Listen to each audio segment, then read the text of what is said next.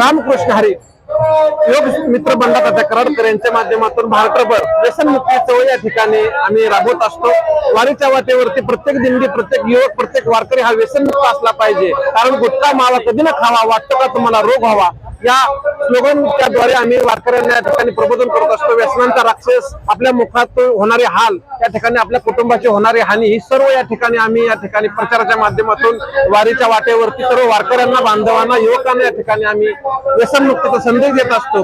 यातून नेमकी प्रेरणा या ठिकाणी व्यसनमुक्त राहण्याकरता युवकांना मिळत असते, वारकऱ्यांना मिळत असते। कारण का, जर व्यसनमुक्त युवक संघ हा या भरकटे तरुणासाठी एक आदर्श प्रेरणा निर्माण करणारा, देश कार्य करणारा तरुण या ठिकाणी निर्माण व्हावेत।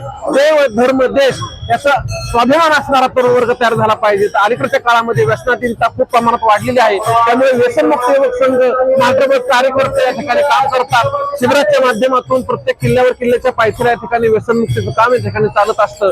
लहान लहान मुले शाळेच्या माध्यमातून, व्याख्यानाच्या माध्यमातून प्रचार आणि प्रसार या ठिकाणी व्यसनमुक्त संघ करत असतो। गेली 25 वर्षापासून आपण या ठिकाणी व्यसनमुक्तीचं काम महाराष्ट्रभर या ठिकाणी करत असतो। तर आदरणीय तात्यांची प्रेरणा घेऊन अवघ्या महाराष्ट्रामध्ये युवक हा व्यसनमुक्तीची प्रचार या ठिकाणी प्रसार करत असतो। आपण हे बघताय, सर्व बॅनरच्या माध्यमातून आपल्याला संसार उद्ध्वस्त करी दारू, बाटलीची स्पर्श करू नको, आम्ही शिवबाच, आम्ही शेलदार, व्यसन करू हद्दपार।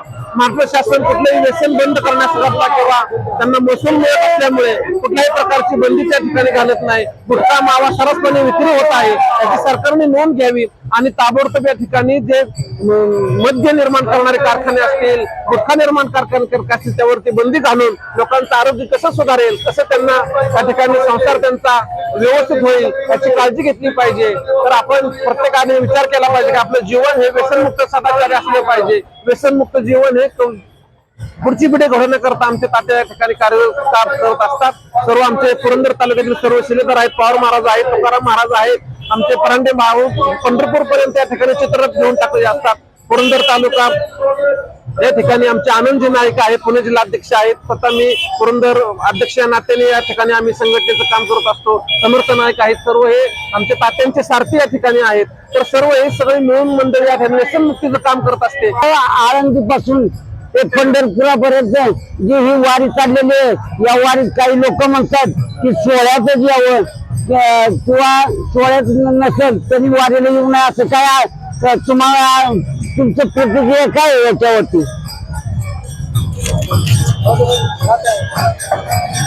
या ठिकाणी या सोहळ्यामध्ये व्यसनमुक्ती वारी पांडुरंगाच्या द्वारे आपण बघितलंय, व्यसनमुक्तीची वारी पांडुरंगाच्या द्वारे।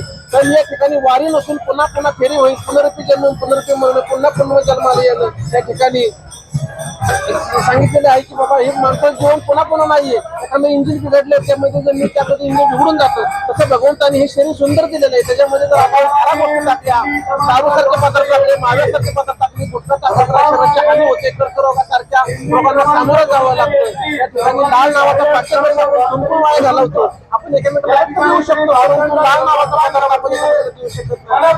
लाल आपली तांबूच्या द्वारे आपलं आरोग्य सुधारा, एवढंच बरं या ठिकाणी मी सांगतो।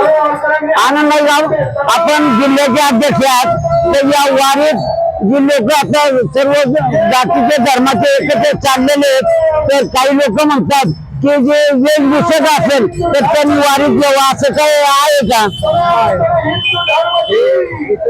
असं आहे की फक्त एकच जात आहे की वारकरी एकच, तो माळकरी ही जात, इथं वारकऱ्याला जात नाही, नाही उच्च नाही नीच नाही भेद, इथं फक्त अभेद एकच आहे। कुठल्याही कोणाची जात नाही, पंथ नाही, कुठलाही पक्ष नाही, सगळे एकच आहे की भगवंताची लेकरू, आणि आम्ही भगवंताला भेटण्यासाठी जायचं।